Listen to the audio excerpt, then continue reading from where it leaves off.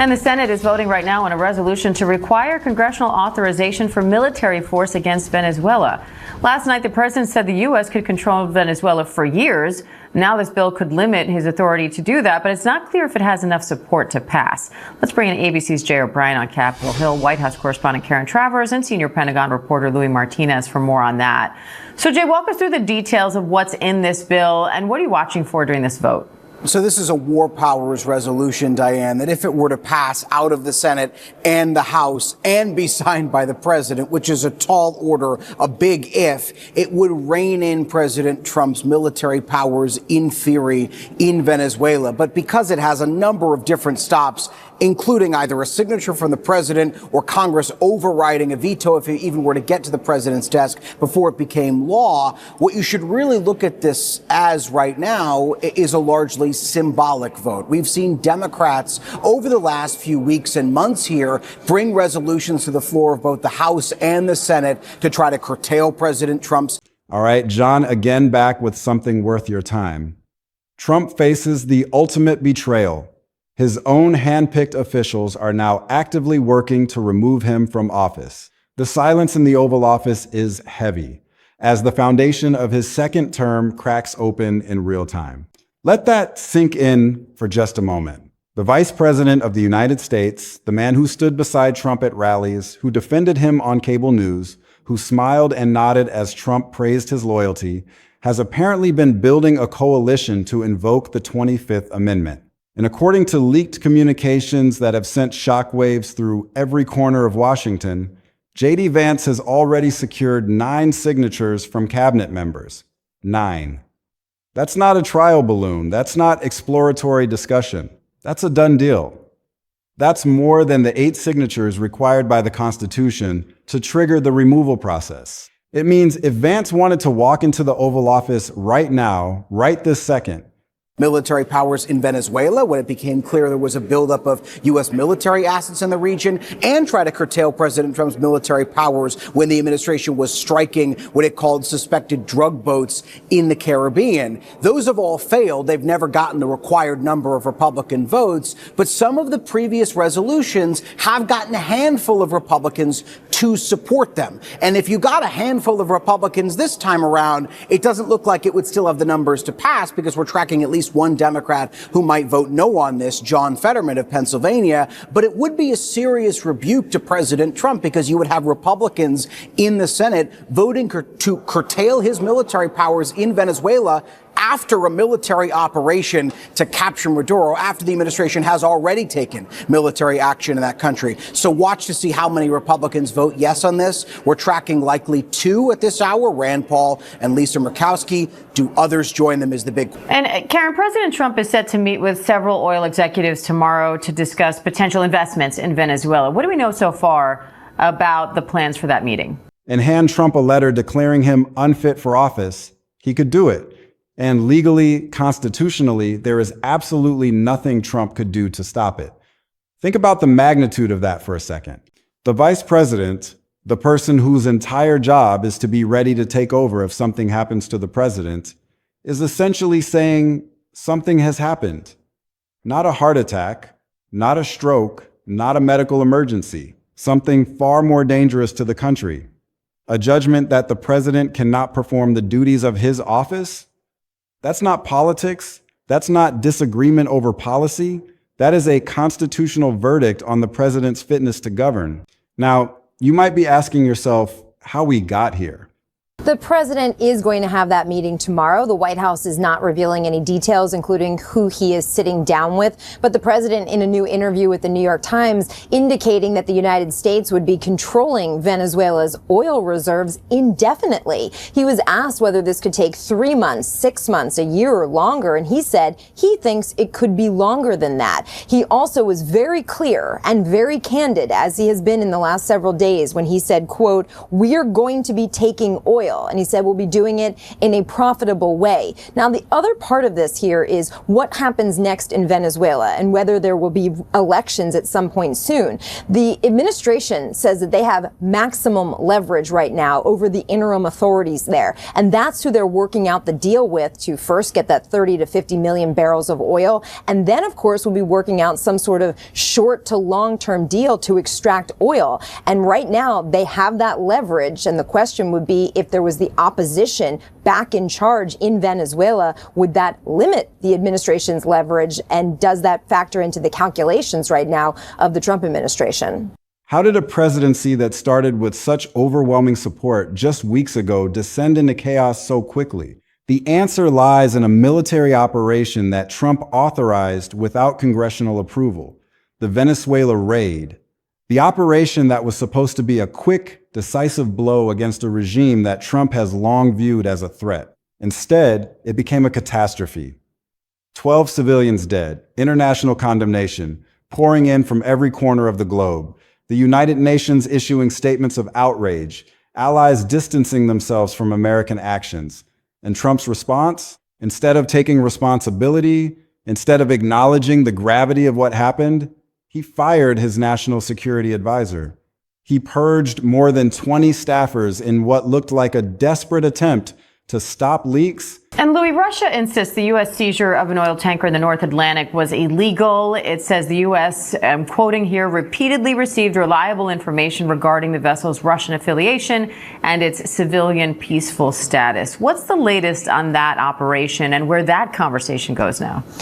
Well, Diane, a lot of new information in that statement from the Ministry of Foreign Affairs in Russia, namely that the ship, the Bella 1, now called the Marinera because the Russians are saying that it received temporary flagging from Russia on December 24th, and that it was headed to a Russian port. That is new information. They are also saying in their statement that they feel that this action that the United States has carried out is illegal and being carried out under illegitimate authorities, which they say can only bring a new escalation in what they call the Euro-Atlantic area, which would obviously be involving them.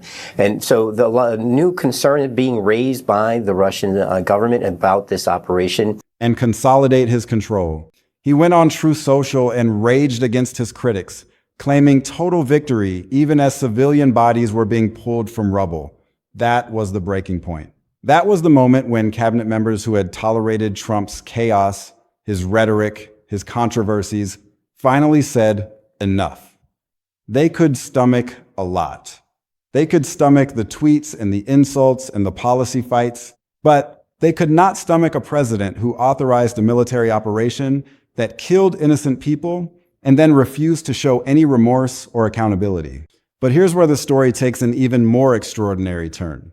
Which took place yesterday, very far North Atlantic in terms of how far away this was. We're talking several hundred miles just south of Iceland and far west of Great Britain.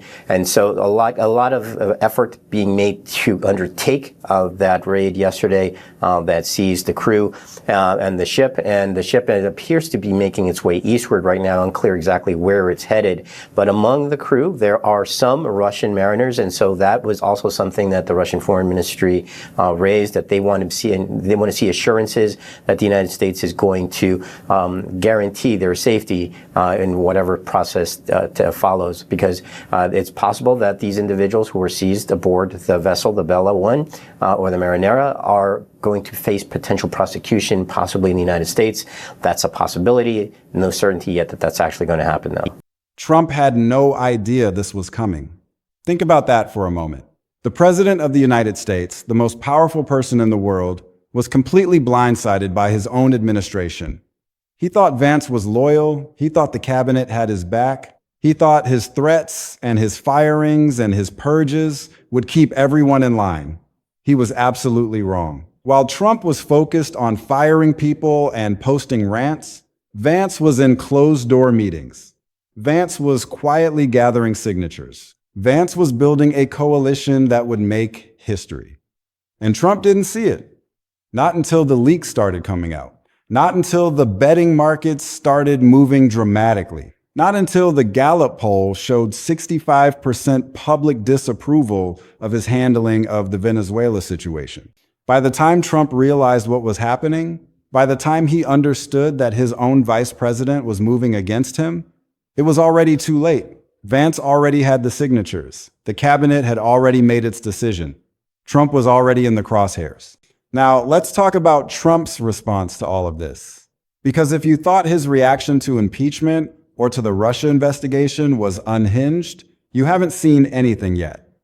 Trump went on Truth Social and called Vance a traitor. He said Vance was weak. He said his cabinet loyalists would prevail over this coup. He vowed to purge the administration of disloyal elements. But here's the problem with that response. It's utterly hollow. It's the sound of a man who doesn't realize he's already lost. You can call someone a traitor all you want. You can threaten to fire them. You can rage against them on social media.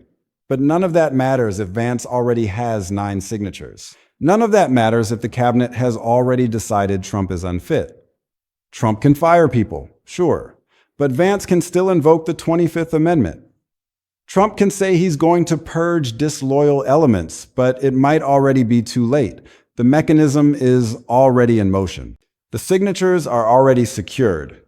The only thing standing between Trump and removal is Vance's decision to actually pull the trigger. And the betting markets, those cold, calculating prediction markets that aggregate wisdom from thousands of traders, are saying the odds of that happening by February 1st are 75%.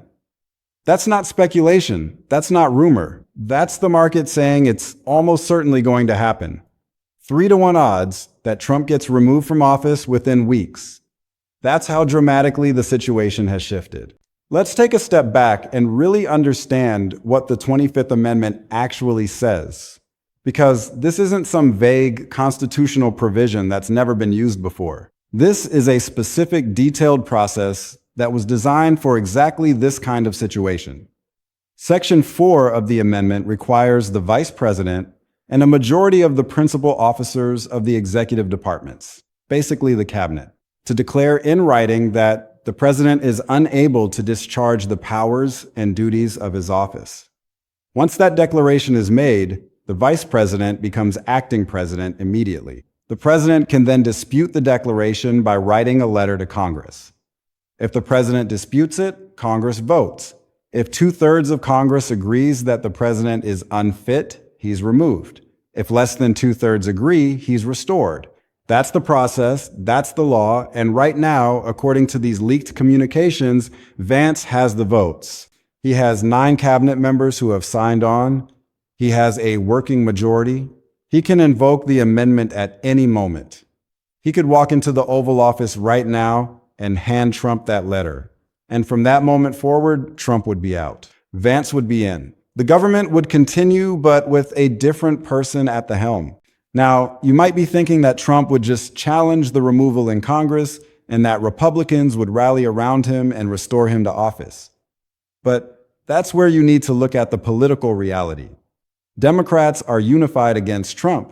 They would vote overwhelmingly to keep him removed. But the question is whether enough Republicans would also vote to keep him removed. And there are signs that many Republicans are already abandoning Trump. The Gallup poll showing 65% disapproval of his handling of the Venezuela situation isn't just a Democratic number. That includes Republicans, that includes independents, that includes people who voted for Trump. They're turning against him. And Republican members of Congress are hearing from their constituents. They're seeing the polling. They're watching the cabinet revolt. And they're making calculations about their own political futures. Some of them might decide that Trump is a liability. Some might decide that Vance is a more stable leader who can actually govern. Some might just want the chaos to end. And if enough of them vote with Democrats, Trump stays removed. That's the nightmare scenario for Trump. That's the scenario where he loses everything. Not just the presidency, but also the support of his own party. But let's talk about what this all means for Vance. Because if Trump is removed, if the 25th Amendment is invoked, and Congress votes to keep him out, Vance becomes president, not acting president, president. And that changes everything about the political landscape. Vance would inherit a country in crisis. He would inherit a divided nation. He would inherit the aftermath of a constitutional crisis that has never happened before in American history. But he would also inherit something else, an opportunity to reshape the Republican Party, an opportunity to move past Trumpism, an opportunity to govern in a more stable, traditional way. And for Democrats, that might actually be a nightmare scenario, because Vance might be more effective than Trump. Vance might be able to pass legislation. Vance might be able to build coalitions. Vance might be able to actually implement policies. Trump was chaos. Trump was distraction. Trump was constant controversy. Vance could be focused. Vance could be disciplined. Vance could be dangerous in a completely different way. He might be the person who finally figures out how to make Republican policies work while Trump was busy posting rants and fighting with everyone. That's the irony of this whole situation. The person who is apparently leading the charge to remove Trump might actually be a more formidable political opponent for Democrats than Trump himself. Now, think about the timing of all of this. We're only a few weeks into January. We're only a few weeks into Trump's second term. And already we're at a point where the vice president is quietly securing cabinet signatures to remove the president. That's not normal. That's not how presidencies are supposed to work. That suggests something went seriously wrong very early in Trump's second term. That suggests Trump overstepped so dramatically with the Venezuela raid that it broke his own administration. And Trump's response to the crisis only made things worse. He fired his national security advisor. He purged more than 20 staffers. He tried to stop the leaks.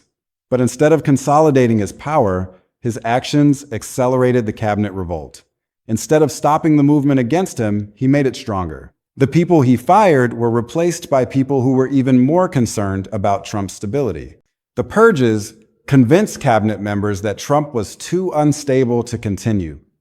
Trump's attempt to strengthen his position actually weakened it dramatically. It's like watching someone dig themselves deeper into a hole while insisting they're climbing out. And what about the public?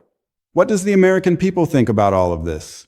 The Gallup poll from January 10th shows 65% disapproval of Trump's handling of the Venezuela raid. That's a massive number. That's 2/3 of the country saying they don't approve. And that's probably emboldening the cabinet members who are considering invoking the 25th Amendment. That's probably making them feel like they're acting with public support. That's probably making them feel like the country wants Trump removed. And when you combine that with the impeachment push and the court rulings against Trump and the cabinet revolt, you start to see a situation where Trump is being attacked from every direction simultaneously. He's facing impeachment. He's facing court losses. He's facing a cabinet revolt. He's facing public disapproval. It's a perfect storm of political pressure that would break any president. And Trump's response has been to lash out, to attack, to try to intimidate people into backing down. But that strategy doesn't work when your own vice president has decided to remove you. That strategy doesn't work when your own cabinet members have already decided you're unfit. That strategy doesn't work when the public is turning against you in massive numbers. Let's get into what actually happens if the 25th Amendment is invoked. Because this isn't just about Trump being removed. This is about a specific constitutional process that will unfold over a defined timeline. Once Vance and at least 8 cabinet members sign a document saying Trump is unfit, Trump is immediately removed from office. Vance becomes acting president. Trump then has 10 days to write a letter to Congress saying he disputes the removal. If he does that, Congress votes. 2/3 of both chambers would need to vote that Trump is unfit for him to stay removed. Otherwise, he's restored to office. So Congress decides Trump's ultimate fate. And with the way current politics are structured, it's actually possible that Congress will vote to keep Trump removed. Democrats will certainly vote to keep him removed. And if enough Republicans also vote to keep him removed, Trump stays out of office. That's possible. That's actually likely if this reaches Congress, because Trump's approval ratings are falling, because Republicans are abandoning him, because even Republicans might decide that Trump being removed is better for the party than having him continue to occupy the presidency. But what if Trump doesn't challenge the removal? What if he just accepts it? That's another scenario that people are talking about. Because if Vance invokes the 25th Amendment and Trump doesn't dispute it, Trump just stays removed. Vance becomes president. And Trump doesn't have to go through the humiliation of being voted out by Congress. He can just accept removal and try to save some dignity. It would be like a quiet resignation, but with constitutional force behind it. And that might actually be the best outcome for Trump. He can say he stepped aside for the good of the country. He can say he didn't want to put the country through a constitutional crisis. He can try to control the narrative. But if he challenges it and Congress votes to keep him removed, that's a public humiliation. That's a definitive judgment that he was unfit. That's a historical stain that will never be erased. So Trump might decide that the better path is to just accept removal and try to salvage what he can, but that's not Trump's style. Trump fights, Trump attacks, Trump never accepts defeat. So the more likely scenario is that he challenges it, and we get a massive constitutional crisis where Congress has to decide the fate of the presidency. And here's where the markets come into play. Because investors are watching all of this with growing alarm. The stock market has already started to react. The dollar has started to fluctuate. Gold prices have been ticking up. Interest rates are all over the place. Markets hate uncertainty. And if the 25th Amendment is invoked, if there's a constitutional crisis, if Congress has to vote on whether Trump gets to stay president, that's maximum uncertainty. The stock market could crash. The dollar could fall significantly, gold could spike to record levels, interest rates could become completely unpredictable. Investors are probably already pricing in the possibility that Trump might be removed, but if it actually happens, the reaction could be severe. This isn't just political drama. This is serious economic disruption. This is the kind of thing that can cause financial contagion, that can spread to global markets, that can create a recession. The Federal Reserve is probably already planning emergency measures.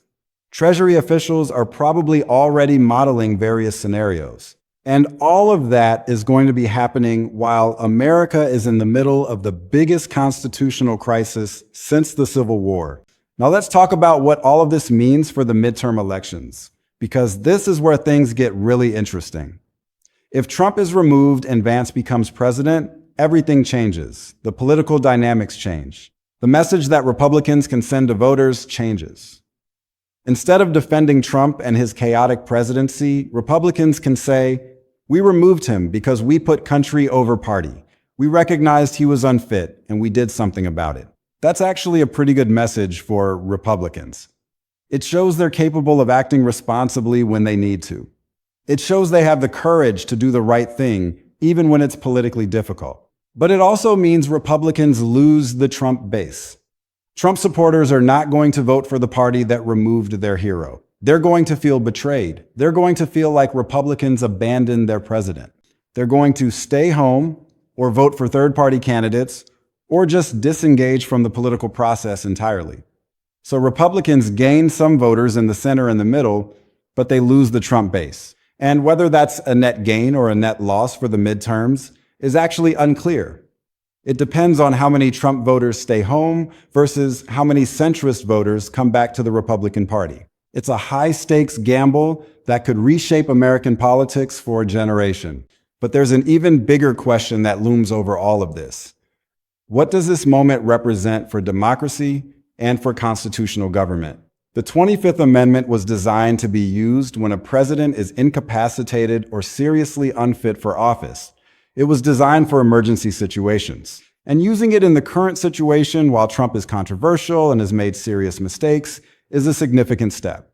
It's essentially saying that the cabinet and the vice president have the power to remove a president if they decide he's unfit. That's a tremendous amount of power concentrated in a small group of people.